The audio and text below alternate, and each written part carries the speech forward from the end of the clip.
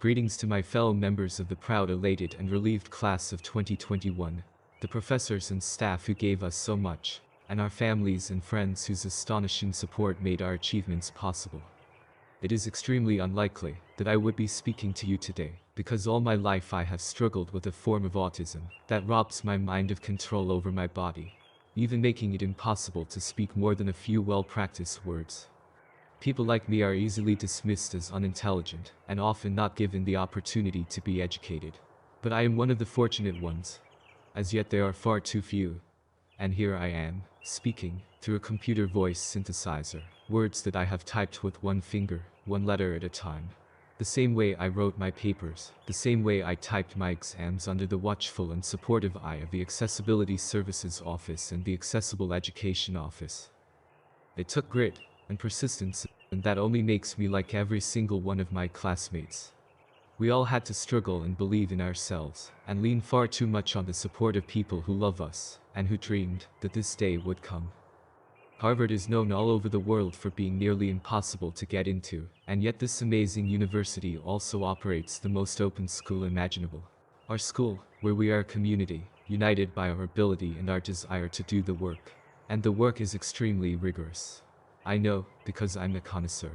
Years ago, when I first learned to learn, I discovered that relating pieces of information to each other, what I now know, is called critical thinking, changed me in some way that helped lessen the hold that my autism had on me.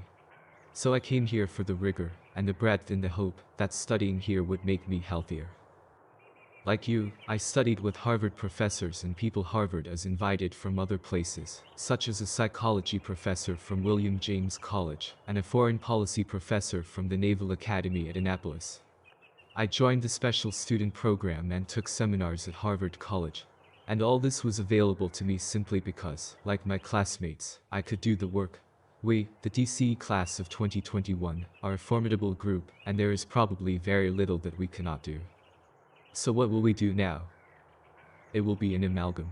One part will be made of what we planned to do when we came here, get a better skill set and a diploma, so we can do better or more advanced work.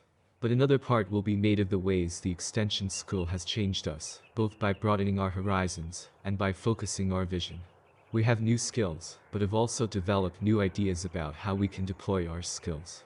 In my last extension school class, I met a woman who has a catering business and is developing ways to mitigate food insecurity in Oakland, California.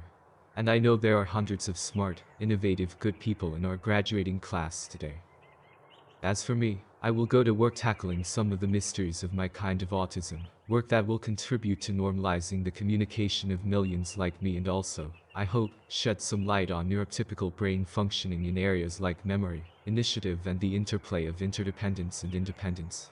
I will do work that helps others, because Harvard taught me that I can. For many of you, the idea that you can help others has always been obvious, and your studies enable you to be better at it. But for me, the belief that I could have a profession and really be of use came gradually.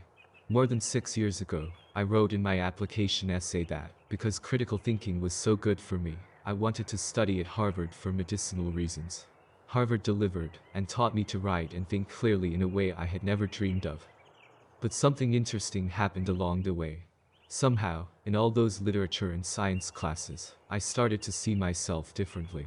Maybe because I was participating, maybe because the material broadened my scope, but Harvard also taught me that I can deliver. Harvard showed me how I can use my education to better the fate of the world I now realize I have a place in. Thank you, Harvard, by which I mean all of you people, just as you are, for teaching me inclusion. Because you included me, and never stigmatized me for my disability, never hurt me by excluding me, and, maybe more important, never hurt me by lowering your standards for me. I learned to include you, with all your priceless differences, and by extension, the whole world, neurotypical and neurodiverse, in my thinking. And I cannot wait to start giving back. Thank you.